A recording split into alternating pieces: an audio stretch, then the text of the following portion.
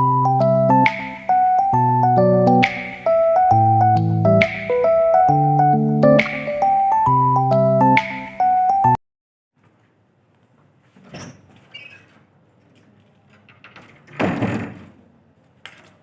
Pauline. Iya pagi, Bu. Assalamualaikum. Waalaikumsalam. Oh.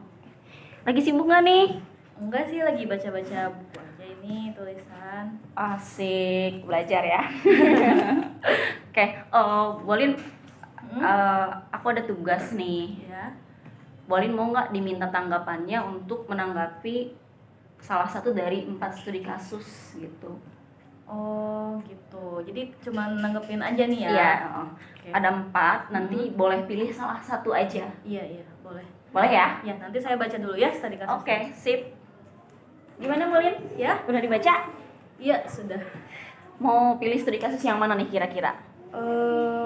Saya pilih kasus yang pertama aja ya.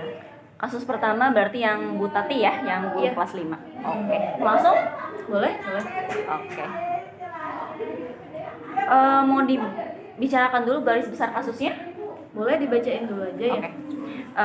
Jadi kita akan ambil kasus yang pertama, yaitu Bu Tati. Ceritanya Bu Alin berarti guru kelas 5 paralelnya yang Bu Tati ya. Nah, Bu Tati ini ceritanya guru kelas 5, kemudian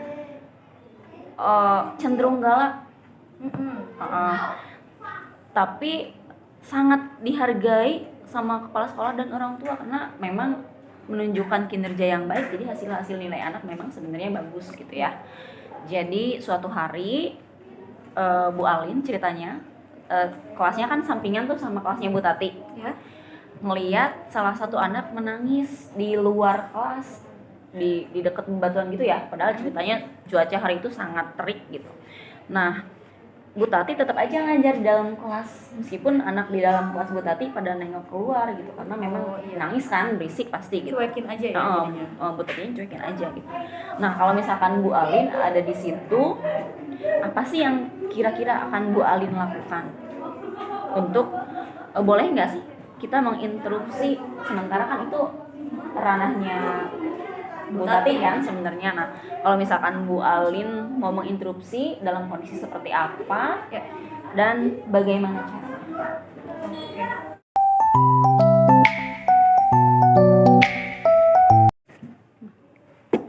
Oke, saya akan menanggapi studi kasus yang pertama mengenai masalah Ibu Tati dan juga muridnya ya yang sedang dihukum berlutut di luar kelas. Oke, kenapa saya asumsikan anak tersebut sedang menjalani hukuman? Karena dilihat atau dibaca dari studi kasusnya, Ibu Tati ini masih sangat fokus untuk mengajar di kelas, padahal anak-anak kelas yang lain itu melihat ke arah luar.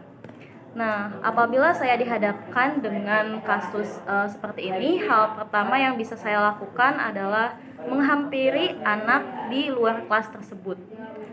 Karena kalau kita lihat kan dari kondisinya cuaca yang panas terik dan juga dia berlutut di atas batu, tentunya kan akan sangat panas dan saya khawatir akan kesehatan anak tersebut. Oke, kemudian saya akan menanyakan permasalahan apa yang dihadapi anak tersebut dan berusaha untuk menenangkannya. Setelah itu, apabila memang betul anak tersebut mempunyai kesalahan dalam pembelajarannya di kelas, maka saya akan membimbing anak itu untuk belajar meminta maaf kepada gurunya. Karena biasanya anak umur kelas 5 SD itu masih butuh bimbingan ya, jadi belum mandiri untuk melakukan atau menyadari kesalahannya. Jadi disitulah peran kita sebagai guru untuk bisa mengarahkan anak tersebut ke perkembangan yang lebih baik. Oke, kemudian apabila memang sudah selesai mengajar Ibu Guru Tatinya, maka saya akan mempertemukan anak tersebut kepada Ibu Tati dan juga mendampingi anak tersebut untuk meminta maaf.